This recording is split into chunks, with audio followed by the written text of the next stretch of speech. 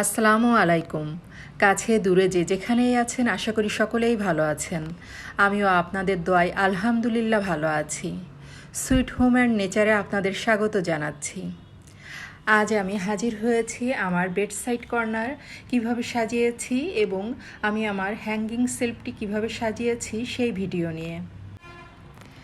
বারান্দাতে এসেছি গাছপালাগুলোকে দেখতে, কোন গাছ দিয়ে সাজালে আমার বেডসাইড কর্নার দেখতে সুন্দর লাগবে। এই যে এই মুহূর্তে আমার বেডসাইড কর্নারটি এভাবে ফাঁকা হয়ে আছে। হ্যাঙ্গিং সেলফটিও এভাবে আছে।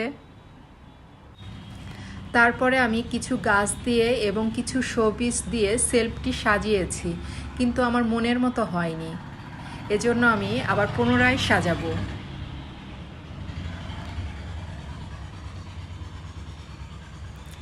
এই যে আমি বেডসাইড কর্নারটিও সাজিয়েছি, কিন্তু এই স্থানটি ফাঁকা লাগছে। আর এখানে আমি একটি মানি প্লান্ট হ্যাং করেছিলাম, কিন্তু গাছটির শেপ ভালো ছিল না, সেজন্য দেখতে ভালো লাগছিল না। এটিও হচ্ছে একটি পথজাতীয় গাছই, কিন্তু এই গাছটি ভালো লাগছে। আর এই যে এখন আমি আমার বেডসাইড কর্নারটি আপনাদেরকে সুন্দরভাবে দেখিয়ে দিব।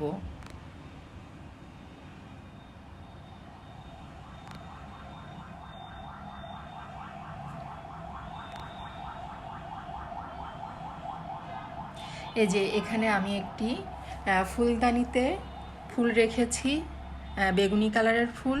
ফুলদানিটাও লাইট বেগুনি কালার। ফুলদানির পাশে রাখা হয়েছে একটি পানির পট। এই যে এখানে আমি একটি শোপিসের মধ্যে পানিতে গাছ রেখেছি। শোপিসের মধ্যে ঠিক না, প্লাস্টিকের একটি পাত্রে আমি গাছটি রেখেছি, তারপর শোপিসের মধ্যে বসিয়ে দিয়েছি। আর এই যে পাশে একটি কাচের নৌকা শেপের শোপিসে আমি শামুক ঝিনুক রেখেছি।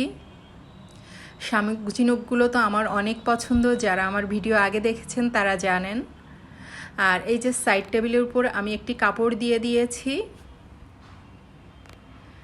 তার পাশেই আমি একটি ফিলোডেনড্রন গাছ রেখেছি। এই গাছটি এখানে রাখার কারণেই আমার বেডসাইড কর্নার সাজানো গোছানো পরিপূর্ণ হয়েছে। এই যে এখন দেখুন আমার বেডসাইড কর্নার সাজানো গোছানো, কি সুন্দর কোজি বেডসাইড কর্নার।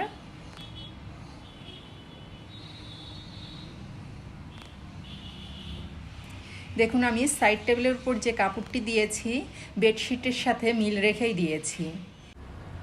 কুশন কাভারটিও কিন্তু গোলাপি কালার, এবং কুশন কাভারটির উপরে যে অ্যাপ্লিক করা আছে সেটির রঙও কিন্তু অরেঞ্জ কালার। আমি যে পটে গাছপালা রেখেছি ওই পটটিও কিন্তু অরেঞ্জ এবং সাদা কালার। দেখুন বেডশিটে সাদা কালার আছে, মানে সব কিছুর সাথে আমি মিল রেখেছি। আর এই যে এখানে প্রথমে কিন্তু আমি মানি প্লান্ট দিয়েছিলাম, আপনারা দেখেছেন, কিন্তু ওই গাছটির লতা পাতা কম ছিল, এজন্য ভালো লাগছিল না এখানে।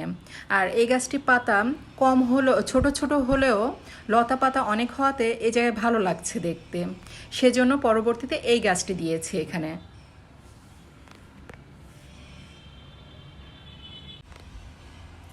এখন আপনারা দেখবেন হ্যাঙ্গিং সেলফটি। এই যে এখানে কাচের একটি শোপিস রেখেছি, তার পাশেও একটি কাচের শোপিস রেখেছি, তার পাশে একটি সিরামিকের পাত্রে আমি কিছু মানি প্লান্ট গাছ রেখেছি। এই পাতাগুলো বেশ বড়। তার উপরে আমি একটি ফুলের শোপিস রেখেছি, তার পাশেও আমি মানি প্লান্ট গাছ রেখেছি। তার পাশে এখানে তো আগেই ছিল একটি পাউডারের কৌটা আর একটি ডিওডোরেন্ট। আর তার পাশে একটি ফুলদানিতে আমি কিছু মানি প্লান্ট রেখেছি।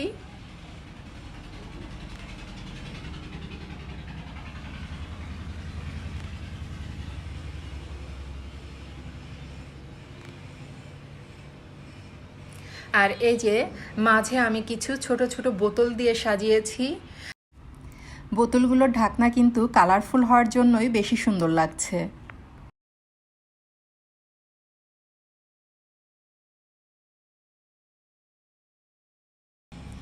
এই যে সেলফটি এভাবে সাজিয়েছি।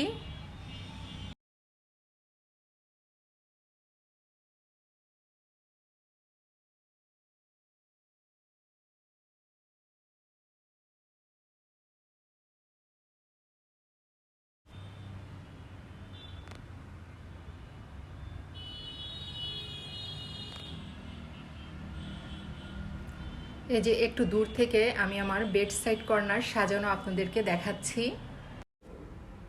This is my cosy bed side corner. এই কর্নার থেকেই আমার সাজানো গোছানো বেশি সুন্দর লাগছে।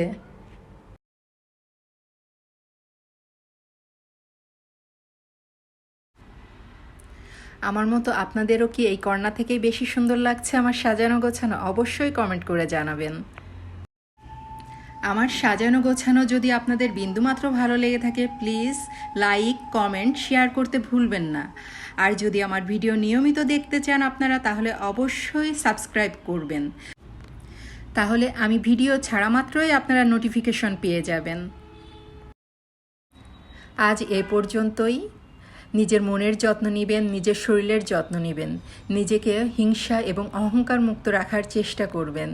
আমার কথাগুলো উপদেশ হিসেবে নেবেন না, আমি নিজে চেষ্টা করি, তাই আপনাদেরকেও বলি। সকলের সুস্থতা কামনায় আজকের মতো বিদায় নিচ্ছি। আল্লাহ হাফেজ।